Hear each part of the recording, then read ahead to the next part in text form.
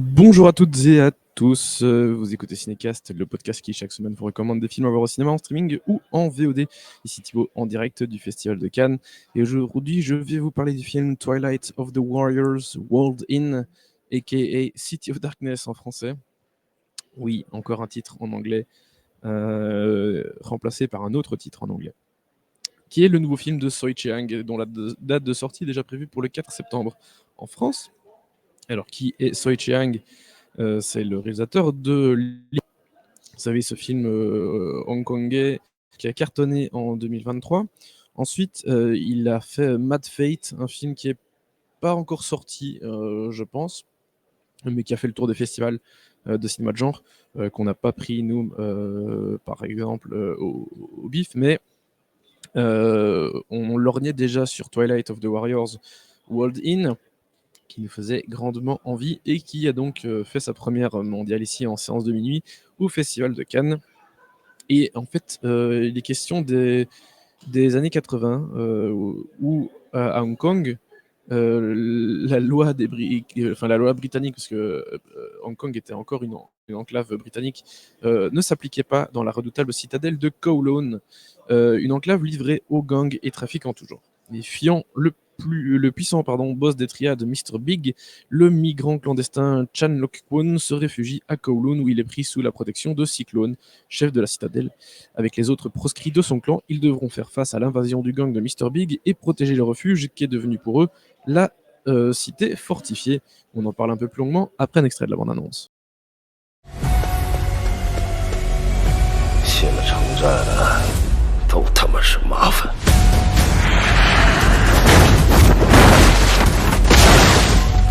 报！打！跑！ Alors, je m'arrête là parce que j'avais pas, j'avais pas vérifié la bande-annonce et elle est même pas sous-titrée. Mais bon, au moins vous avez un petit aperçu sonore de ce que c'est. Si vous êtes sur YouTube et pas en podcast, vous avez pu voir les images et vous avez pu constater, même sans avoir compris ce qu'ils se disaient, que ça allait être un peu bourrin. Et effectivement, le film est bien bourrin. C'est-à-dire qu'on a donc un film de triade hongkongais, Hong Kong, grande terre du cinéma d'action, surtout dans les années 80 et même surtout 90 encore, qui a un peu perdu de sa superbe depuis le début des années 2000, on va pas se mentir. Hong Kong, c'est plus vraiment un pays où on fait des grands films. Il y a de temps en temps des petites exceptions, comme Limbo il y a 2 ans, par exemple.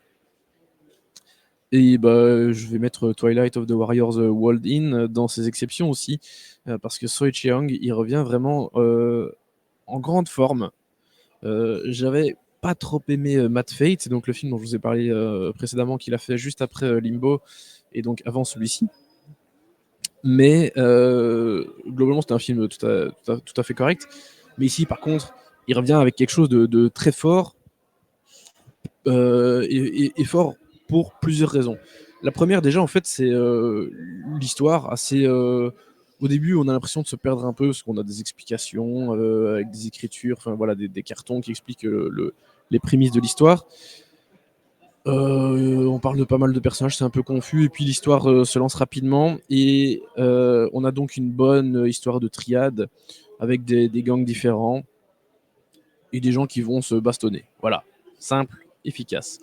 Et au milieu de tout ça, ce type qui débarque complètement par hasard et qui va se retrouver au milieu, enfin qui va déclencher des événements à, à son insu, et qui va devoir à un moment prendre un peu un camp. Enfin, choisir un camp et prendre parti pour les gens qui l'ont un peu sauvé alors qu'ils voulaient pas trop de lui. Et donc l'histoire est assez simple, mais très efficace. Bien que un petit peu longuette, ça aurait pu être un peu écourté, et je pense que le film aurait encore plus gagné en puissance, mais c'est déjà très bien comme ça. Ensuite, on a ce décor de la cité de Kowloon qui a vraiment énormément de cachet, cinématographiquement parlant. Alors, je pourrais absolument pas vivre dans ce genre d'endroit, en tout cas tel qu'il était dans les années 80, parce que ces bâtiments ont été rasés début des années 90, avant que d'autres choses soient reconstruites à cet endroit-là. Hong Kong a énormément bougé une fois que les Britanniques n'étaient plus là du tout. Enfin, que la ville a perdu son statut protégé d'enclave britannique. Mais tel que c'était dans les années 80, cette cité de Kowloon a énormément de cachets.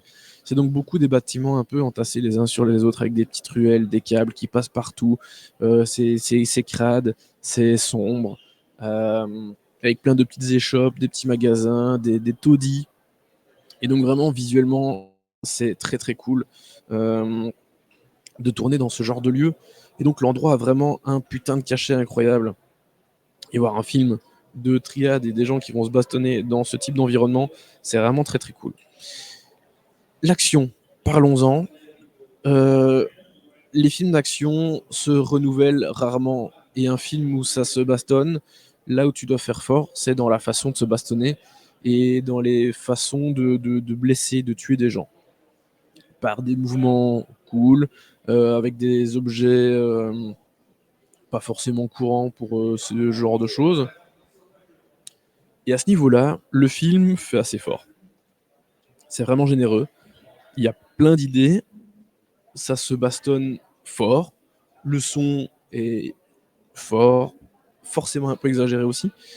Mais ça fonctionne vraiment du tonnerre. Ça fonctionne du tonnerre. Et c'est le genre de baston qui est vraiment très agréable à regarder au cinéma. Parce que bien chorégraphié. Parce que bien filmé, bien découpé, bien monté. Et donc vraiment, c'est un vrai plaisir de spectateur de voir des bastons aussi bien faites, aussi généreuses, parce qu'il y en a beaucoup.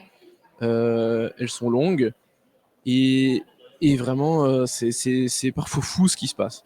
D'ailleurs, que je parle un peu de folie, l'histoire, et ça c'est pour moi un petit défaut du film quand même, c'est que le film inclut un paramètre que je n'attendais pas du tout et qui m'a un petit peu gâché la fin du film.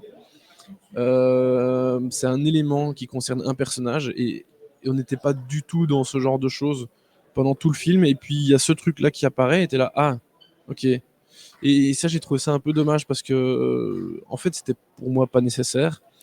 Et en même temps, ça a permis de rendre les combats encore plus fous dans la fin parce que ce paramètre fait qu'il n'y a pas le choix, que le combat peut pas être comme les autres.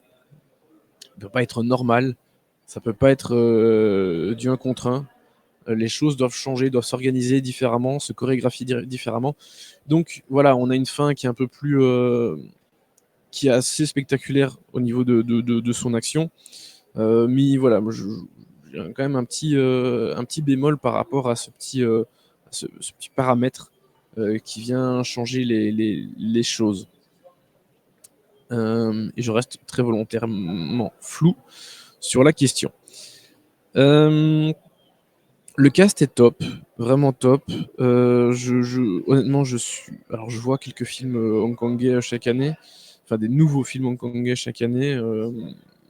J'ai vu un peu des anciens, mais honnêtement, je suis pas vraiment familier avec la plupart des comédiens qui sont dedans, même si pour la plupart, je sais que je les ai déjà vus dans d'autres choses. Mais globalement, ils sont tous bien. Et ce genre de film, ça me donne envie de voir et de revoir le grand cinéma d'action hongkongais qui a un peu disparu. Parce que là, vraiment, Soi Chiang, il revient en grande forme avec un film comme ça. Et ça fait plaisir. Bon, je ne l'ai pas vu à la séance de minuit, je l'ai vu le lendemain matin. Mais c'est vraiment un film qui peut cartonner auprès du public. Les séances avec ce genre de film, c'est toujours très fun. Et donc voilà, voir ça dans une belle salle bien remplie de public, ça doit être très très agréable. Oui, moi je l'ai vu à une Projo Presse. Les journalistes sont parfois moins réjouis. Mais la plupart des gens ont quand même bien réagi pour le film, donc c'est chouette. Bref, pour moi, c'était un grand plaisir de voir ce Twilight of the Warriors Walled In, film que j'attendais depuis plus d'1 an facilement. et que je suis donc ravi d'avoir enfin pu découvrir en première ici au Festival de Cannes. Et donc pour moi, c'est un excellent 3 étoiles et demie.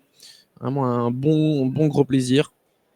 Je donne pas plus à cause des tout petits bémols que j'avais. Mais voilà, ça sort donc le 4 septembre prochain dans les salles en France. En Belgique, il n'y a pas de date de sortie. Je pense pas qu'il sortira. Il y aura sans doute des festivals qui vont le passer. Mais voilà, patience d'ici là. En attendant, je vous dis à très bientôt pour des nouvelles recommandations. N'hésitez pas à nous écouter sur toutes les plateformes de podcast possibles et imaginables et à nous suivre sur les réseaux sociaux avec le handle @cynicasbe. À très vite.